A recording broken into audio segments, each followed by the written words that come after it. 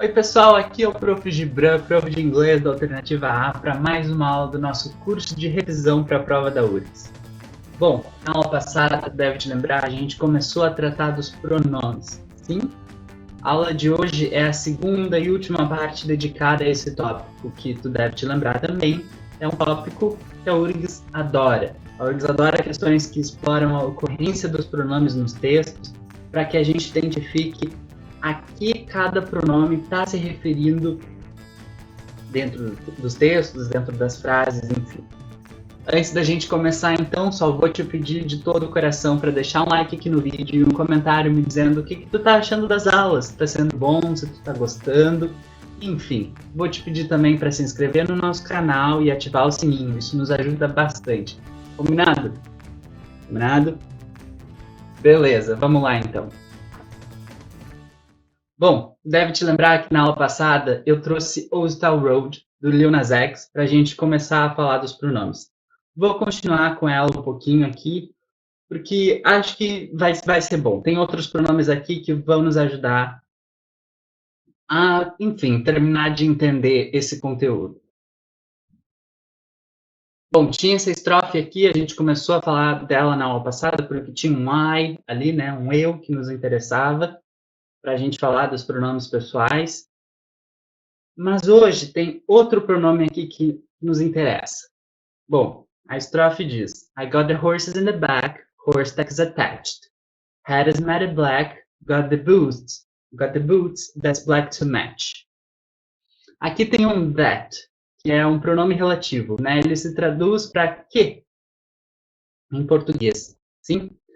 Vejam que eu tenho duas coisas sendo ditas aqui, né, nesse verso. Got the boots, eu tenho as botas, e the boots are black to match. Então as botas são pretas para combinar com o chapéu, enfim. De forma a não repetir boots, né? De forma a não falar boots duas vezes, o that combina esses dois pedacinhos e aí eu tenho uma frase completinha. Got the boots that are black to match, né? As botas que são pretas para combinar e aí eu não preciso falar botas duas vezes, né? Não preciso falar botas de novo. Bom, então esses pronomes, né, os pronomes relativos, eles servem justamente para fazer esse tipo de ligação.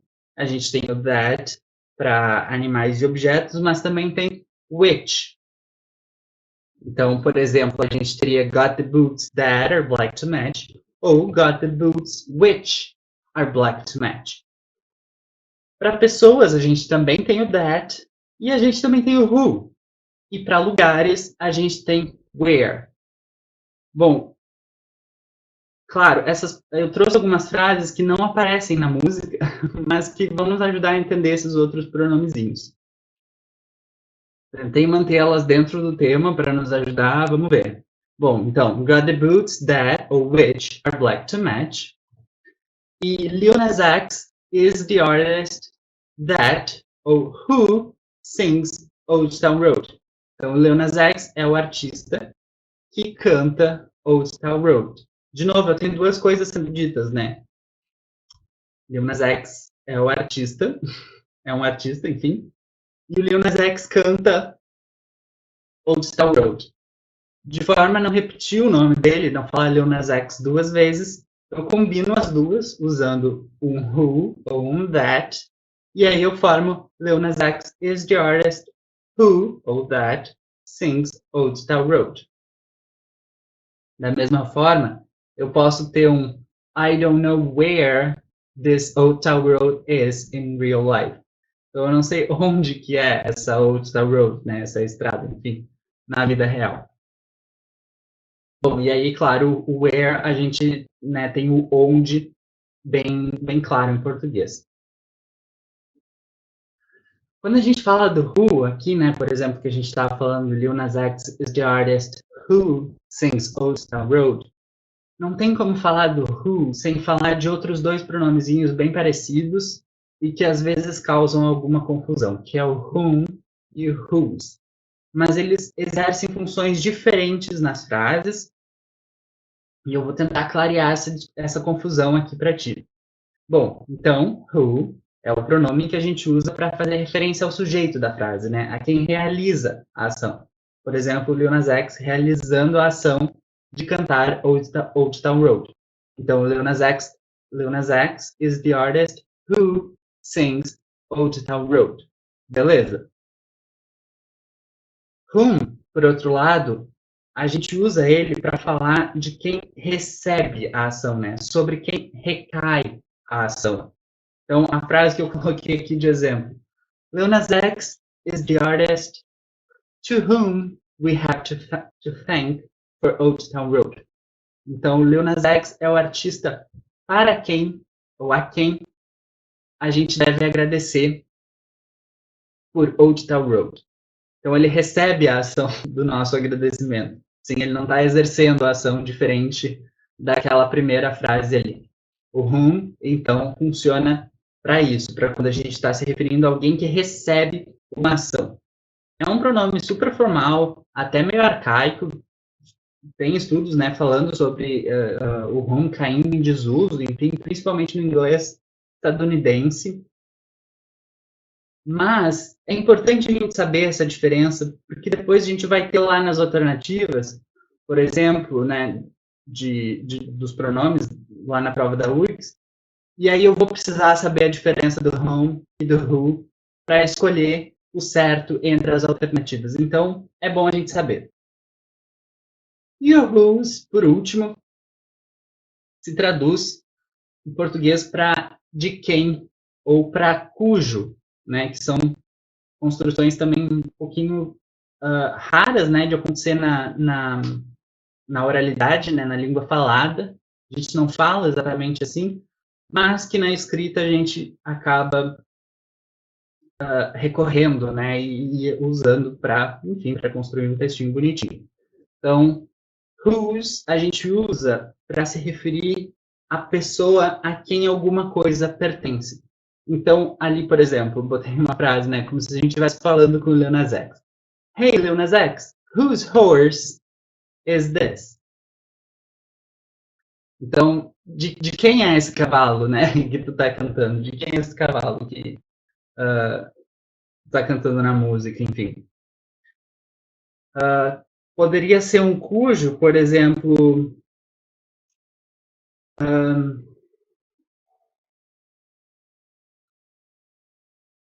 Lil Nas X é o artista cuja música fala de cavalos.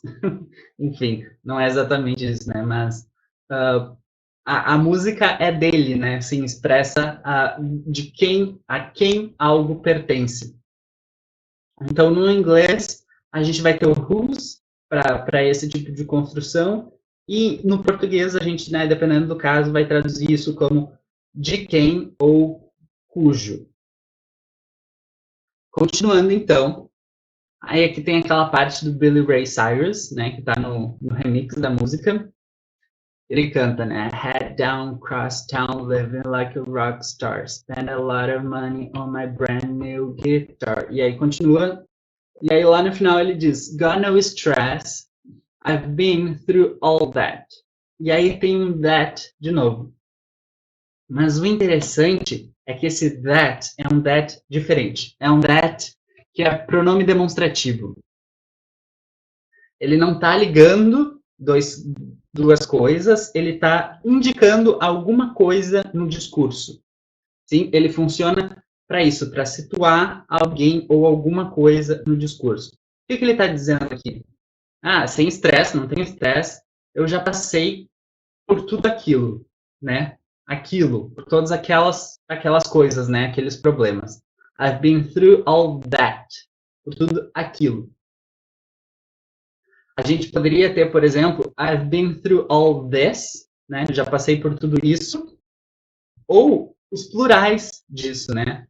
I've been through all these. E aí a gente precisaria de uma palavrinha a mais, né? Para dizer o que são these. E aí eu coloquei ali problems, então já passei por todos esses problemas. Ou, né, aqueles, né? I've been through all those problems. Enfim, essa fileirinha de pronomes aqui serve para indicar, para apontar alguma coisa no discurso, no espaço que eu estou me referindo. Beleza? Continuando, então. Por último, a gente tem os pronomes interrogativos, que, bom, como o próprio nome diz, são aqueles que a gente usa nas perguntas. De novo, eles não aparecem na música, mas eu trouxe aqui algumas frasezinhas para nos ajudar a entender melhor como eles funcionam. Então, who is Lil Nas X? E aqui ele funciona de modo bem parecido com o who lá dos pronomes relativos. Então, quem é Lil Nas X? What is the theme of the song? Então, qual é o tema da música? E which artist do you like the most? Lil Nas X or Billy Ray Cyrus? Né? Qual é o artista que tu gosta mais, Lil Nas X ou Billy Ray Cyrus? E aí aqui ele se difere do what, porque o which a gente usa em casos em que a gente tem opções delimitadas. Né? Vejam, quando eu pergunto qual é o tema da música com what, eu não tenho essa é uma resposta aberta, né? Uma pergunta aberta, desculpa. É uma pergunta aberta, não tem opções bem definidas. Com which, eu estou dando duas opções ali. Eu estou dizendo, dentre esses dois aqui, dentre o Lil Nas X e o Billy Ray Cyrus, de qual tu mais gosta? E aí, por isso, ele se difere do what. E esses foram os pronomes, tá? De novo, essa coisa de relativo, demonstrativo, interrogativo, essas nomenclaturas gramaticais todas, servem só para a gente didatizar isso, né, e separar esses usos diferentes, essas funções diferentes. Tu não vai precisar saber desses nomes na prova, sim? Tu só vai precisar saber onde vai cada um deles, né, e o que aqui cada um deles está se referindo. Para ilustrar isso um pouquinho, então, eu trouxe a questão 68 de 2014 da URGS, que diz: select the alternative which correctly fills in the gap in line 11. Então, bom, tu deve se lembrar na primeira aula que eu falei que tinha uma parte da prova com as alternativas e as instruções das questões em inglês, né, o enunciado em inglês, que a gente tinha aqueles 2/3 da prova com os enunciados em português e aquele 1/3 com os enunciados em inglês. Aqui é um exemplo disso, né, de como isso aparece. Então, a questão, né, está pedindo para a gente selecionar a alternativa que preenche, a alternative which correctly fills, né, a alternativa a qual preenche corretamente a lacuna, né, tem a lacuna ali, trouxe o trechinho do texto, de novo, aquela coisa, os textos da URG são bem extensos, né, eu trago sempre só os trechinhos aqui, a que cada questão se refere para que a gente consiga, né, fazer a questão direitinho. Então, além dessas questões de perguntam, né, a que tal pronome se refere, a gente tem questões desse tipo aqui, que são questões que a gente tem que escolher qual é o pronome certo que preenche aquela lacuna, que faz aquela ligação ali que não foi feita, sim? E aí a gente tem as nossas opções aqui. Bom, o trechinho diz assim: news reports frequently characterize fans as psychopaths, né, espacinho em branco, frustrated fantasies of intimate relationships with stars, or unsatisfied desires to achieve stardom, take violent and antisocial forms. Bom, a construção dessa frase, né, a construção desse trechinho aqui é um pouco complexa. Vamos tentar destrinchá-la juntos, assim. Então, frustrated fantasies of intimate relationships with stars or unsatisfied desires to achieve stardom. Então, são essas fantasias frustradas de ter relacionamentos, relações íntimas com estrelas, né, com pessoas famosas, enfim, ou esses desejos, né, frustrados, desejos que não foram cumpridos, de atingir o estrelato. São essas fantasias e esses desejos que take violent and antisocial forms. Então, as fantasias e os desejos exercem essa ação de, né, assumir uma forma violenta. E, bom, quem tem essas fantasias frustradas, esses desejos frustrados, são os fans. Então, os relatos, enfim, das notícias, dos noticiários, frequentemente caracterizam os fãs como psicopatas cujas fantasias frustradas e desejos frustrados assumem formas violentas. Então, essas fantasias e esses desejos são de posse dos fãs, que, por sua vez, são caracterizados como psicopatas. Então, o que eu tenho que preencher ali, o que falta naquela lacuna, é uma palavra que diga de quem são essas fantasias frustradas, esses desejos frustrados. A gente sabe que o pronome que faz isso é whose. Sim? Então, news reports frequently characterize fans as psychopaths whose frustrated fantasies of intimate relationships with stars or unsatisfied desires to achieve stardom take violent and antisocial forms. Então, os fãs cujas fantasias frustradas assumem formas violentas. Tá? A gente se vê na próxima aula, então. Por hoje era isso. Tchau!